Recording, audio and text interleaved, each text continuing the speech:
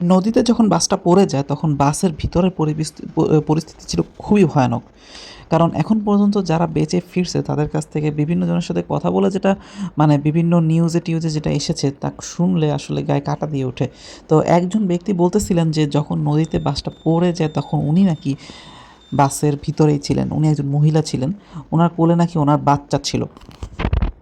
তো যখন বাসটা নদীতে পড়ে যায় তখন চারদিক থেকে জানলা থেকে দরজা থেকে যেখান থেকে পারে সমানে পানি ভিতরের দিকে ঢোকা শুরু করতেছিল। যদিও যেহেতু এটা একটা নন এসি বাস ছিল, তো জানলা টানলা গরম যেহেতু ছিল সেহেতু জানলা টানলা সব খোলাই ছিল। তো বিভিন্ন দিক থেকে পানি ঢোকা শুরু করতেছিল আর সব কিছু ভেসে উপরের দিকে ওঠা শুরু করছিল, যে সিট কভার থেকে শুরু করে মানুষগুলো ভেসে আস্তে আস্তে উপরের দিকে ওঠা শুরু করছিল।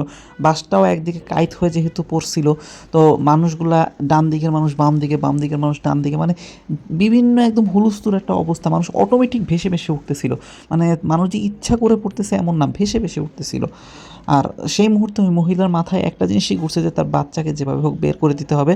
তো ওই মহিলা ওই কাজটাই করে, যে এই হুলস্থুল থেকে ওনার কোলে বাচ্চাটা ছিল, উনি শক্তভাবে ধরে জাস্ট জানলা থেকে ওনার বাচ্চাটাকে বের করে দেয়।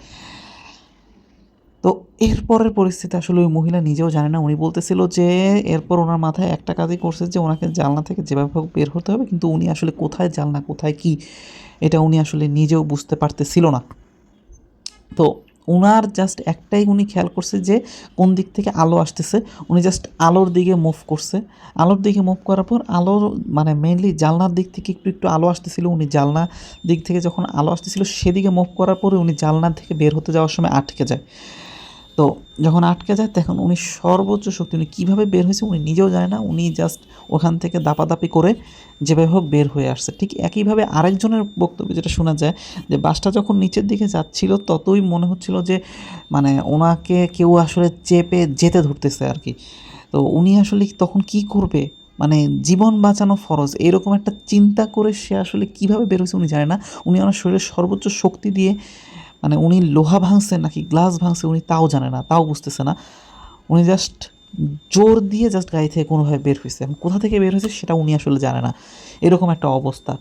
আরেকজন বলতেছে যে উনি যখন বের হতে যায় এখন উনি কোথায় যে আটকে যাচ্ছে সেটা উনি বুঝতেছে না। কত মানে সামনে কোথায় সিট না কারো ব্যাগ, কি করবে? বাসটা নিচের দিকে যাচ্ছে, ওনার কাছে মনে হচ্ছে বাসটা ওনাকে নিয়ে নিচের দিকে চলে যাচ্ছে। এরকম একটা অবস্থা। উনি কি করবে না করবে কোথাও কিছু বুঝতেছে না। উনি মানে উনি বলতেছে ওনাকে আল্লাহ বাঁচায় দিয়েছেন। আসল বিষয়টা হচ্ছে হায়াতের মালিক আল্লাহ। যারা বেঁচেছেন তারা মূলত আল্লাহ তাদেরকে বাঁচিয়ে দিয়েছেন কোনো না কোনো মিরাকেলে, কোনো না কোনোভাবে। তাদের বক্তব্য অনুযায়ী তারা যে কীভাবে বেঁচেছে তা তারা নিজেরাও জানে না।